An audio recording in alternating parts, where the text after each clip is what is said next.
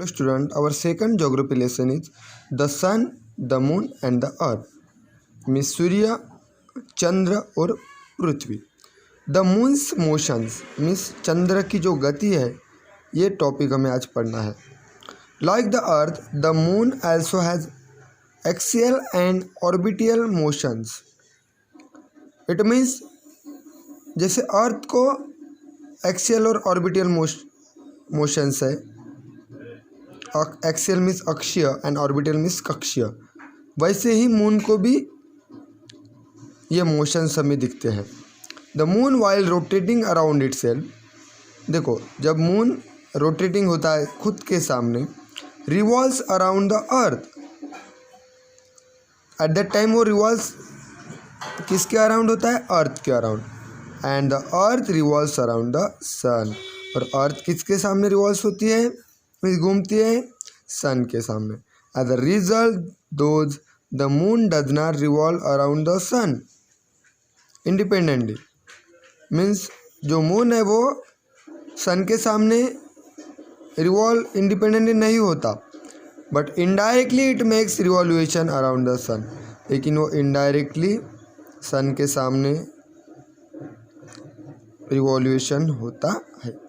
The time it takes to make one revolution around the earth and one rotation around itself is the same.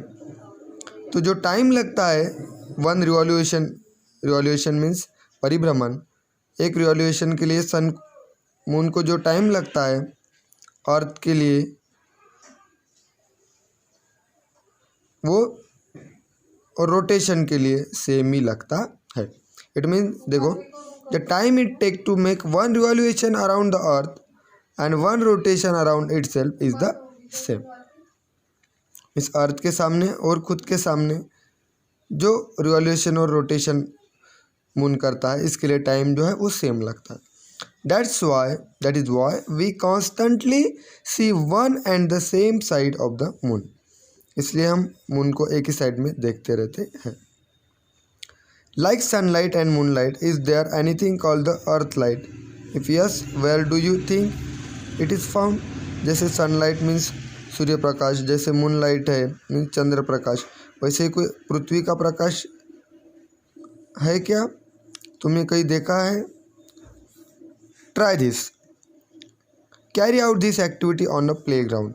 तो play ground में तुम्हें ये activity करनी है. देखो क्या करना है तुम्हें, सिलेक्ट 3 स्टूडेंट. फर्स्ट क्या करना है तुम्हें, 3 स्टूडेंट को सिलेक्ट करना है.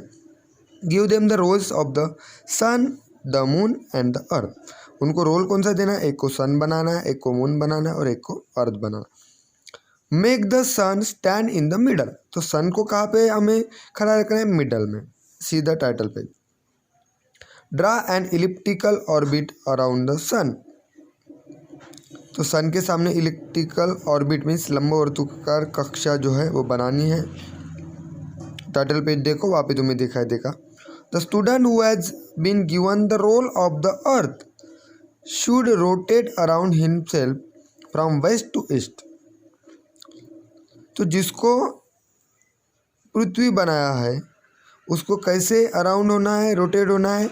वेस्ट टू ईस्ट मीन्स पश्चिम से पूर्व तक. Simultaneously he should revolve around the student who is the sun along the drawn orbit in the anti-clockwise direction. वैसे ही वो एंटी क्लॉकवाइज डायरेक्शन से सन के सामने ही घूमेगी जब वो खुद के सामने घूमेगी. जिसको हमने अर्थ बनाया है वो student. Make sure that the student who is performing the role of the moon is also revolving around the one who is acting as the earth.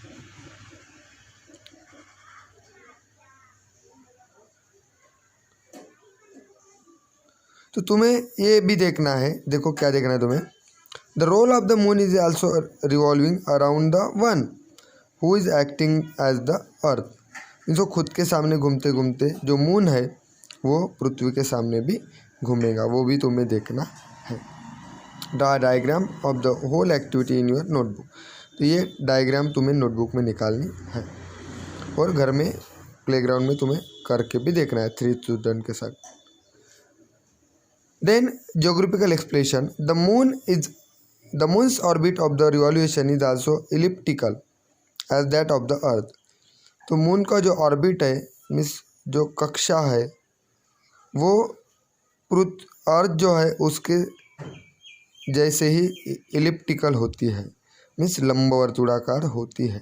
And the distance of the moon from the earth is not the same everywhere along its orbit while revolving. तो जो moon है उस का distance है वो same नहीं है। When it is the closest to the earth, it is said to be in perigee। जब वो क्लोजेस्ट होती है अर्थ के उसको कहते हैं पेरिजी, मीन्स उसकी उपभू स्थिति।